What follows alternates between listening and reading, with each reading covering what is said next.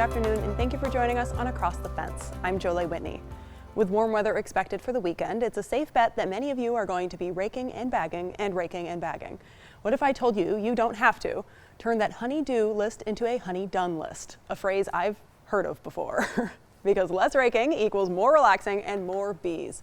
We visited with Master Gardener Julie Parker-Dickerson, who's giving us permission to put down the rake, bag the bags, and instead get ready for next year's garden by planting a tree, some shrubs, and not cleaning up the garden. Hi, my name is Julie Parker-Dickerson, and we're here in my home garden. And today we're going to talk about fall garden cleanup. Or maybe not. We're going to plant a tree today, start a brand new garden, plant a shrub, and tackle some bulb planting. I'm so excited for you to join me in planting all these things today.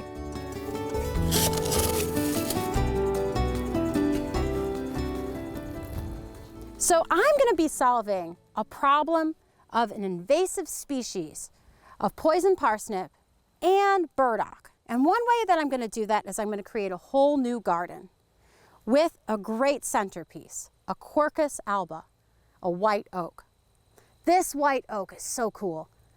It provides over 500 different species with habitat, whether it's food or overwintering grounds, or these great leaves that I'm going to turn into mulch.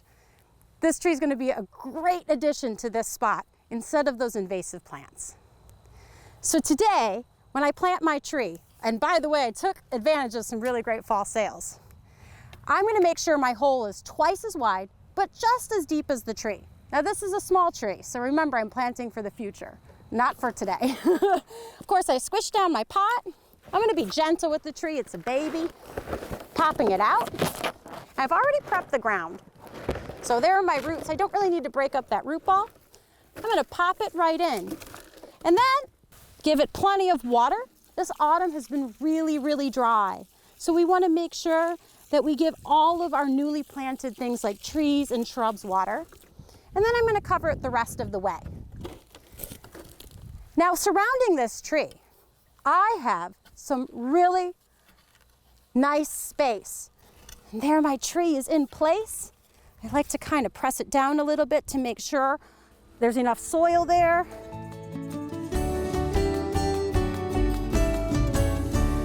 To kill off weeds and unwanted plants, instead of pulling it out of the ground, I'm going to use cardboard. A layer of cardboard without tape and plastics combined with some compost is going to make for a great new garden bed.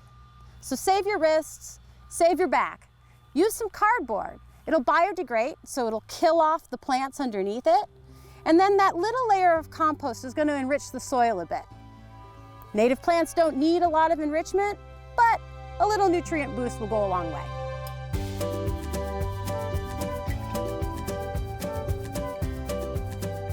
I got a great deal on this Myrica Gale. This is a plant that attracts birds with a lot of great berries, and it's got scented foliage which keeps away insects. So near my vegetable garden, this high traffic area, I'm going to plant it to keep some of the insects that bother me away. When I plant this shrub, I've created a hole. I'm going to pop it out, and just like my tree, what I want to do is put a lot of that original soil back in. So I'm going to break up the root ball a little bit because this one's a little bit bound. Put it in the ground, and I'm going to tuck in that soil around it. Just like our tree, we're going to give this a good amount of water. I like to leave the tags on over the winter to remember what I planted, because this is a deciduous shrub. It's going to lose its leaves. That also means that it's going to spend a lot more of its energy building a root system instead of trying to put on leaves like evergreens. Here I'm looking at snowberry.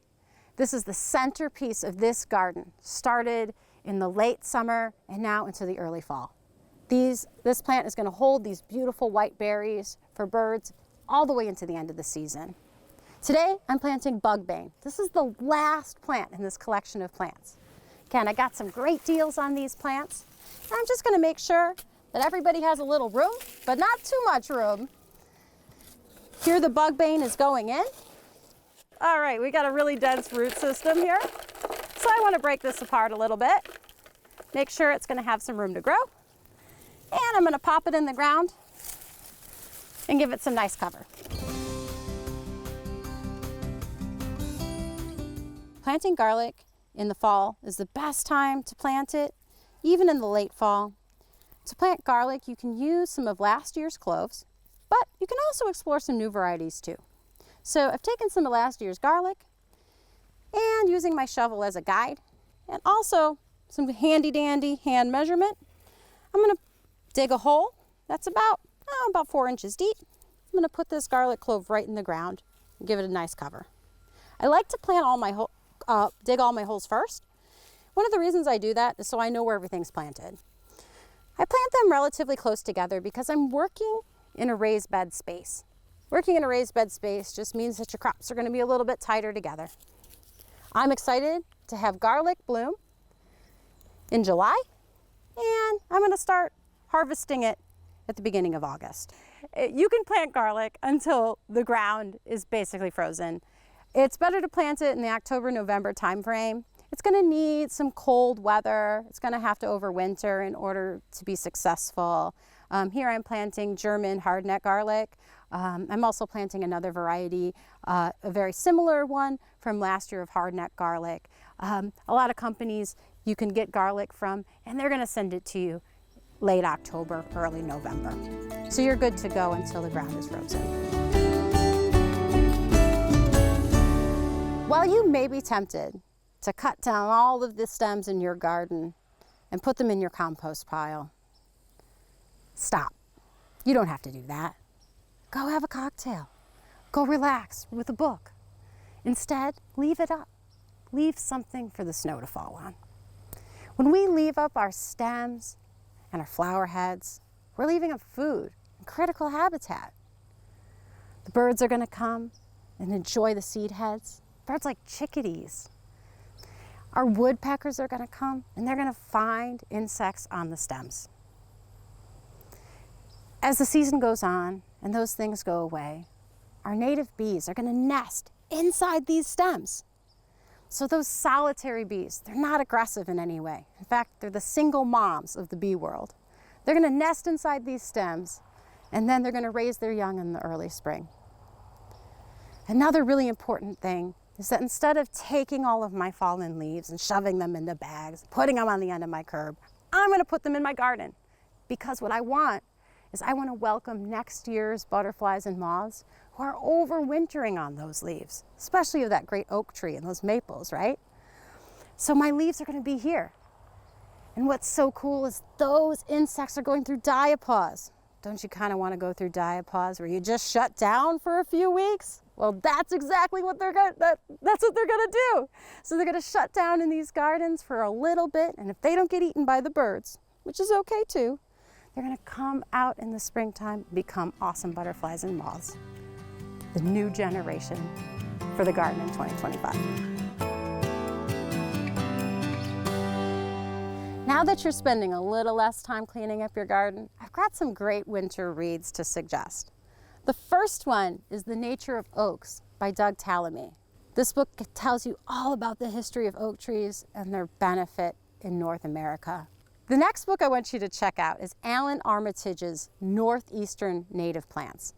This is a lookbook of all the great plants we can put in our gardens here. It'll help you with your plant shopping this spring and maybe even some of your plant ordering this winter. The next book I want to recommend is Ethan Tapper's How to Love a Forest. I'm deep into this book. It's a great read from a great local author. Enjoy these books and get ready because spring 2025 is on the way. Thank you, Julie. In the few minutes that we have left, I want to let you know about a program we have coming up this Tuesday, November 5th. That's Election Day. And we're going to air a conversation with Nadine Strossen, the former president of the ACLU. She recently spoke at UVM's presidential lecture series about free speech and censorship. Our conversation ranged widely from the First Amendment to pornography to the war in the Middle East. Here's part of that conversation. Tax, can you define hate speech? Hate speech is not legally defined for the precise reason that the U.S. Supreme Court has never recognized a category of speech that is unprotected based on its hateful content.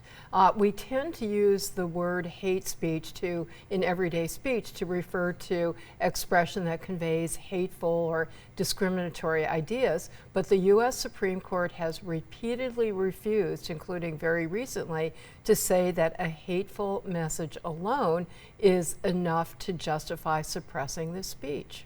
So let's dive into kind of one form of hate speech. You yourself are actually the daughter of a Holocaust survivor, but you would defend maybe the speech of a neo-Nazi or a racist. Why is that? Yeah, well, let me again stress, Jolie, that the content, the hateful message alone is not enough to justify suppressing it. If, however, in a particular context, the hateful message directly causes certain specific harm or imminently threatens certain specific harm, then it can and should be punished. So if a hateful message is shouted directly in the face of a targeted individual, it may very well be punishable as so-called fighting words or harassment or bullying.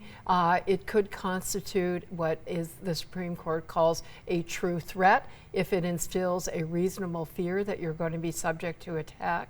Every movement that has challenged the existing power structures and sought to advance human rights for groups that were traditionally marginalized or oppressed has been attacked as engaging in hate speech. I know it sounds ridiculous to us today, but abolitionist speech against slavery was considered hate speech against the status quo and against the so-called slave owners. More recently, Black Lives Matter rhetoric, which many people see as the opposite of hate speech, has been attacked by many powerful officials as hate speech against white people, hate speech against police officers.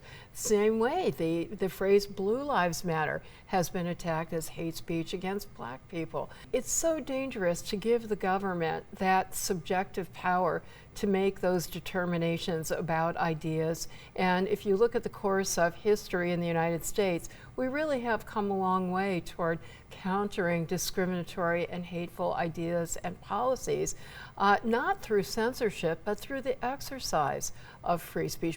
I hope you join us on Across the Fence for our conversation with Nadine Strossen, Tuesday, November 5th. My thanks to the crew behind the scenes here at WCAX who make our visits across the fence happen. I'm Jolie Whitney. Have a good one.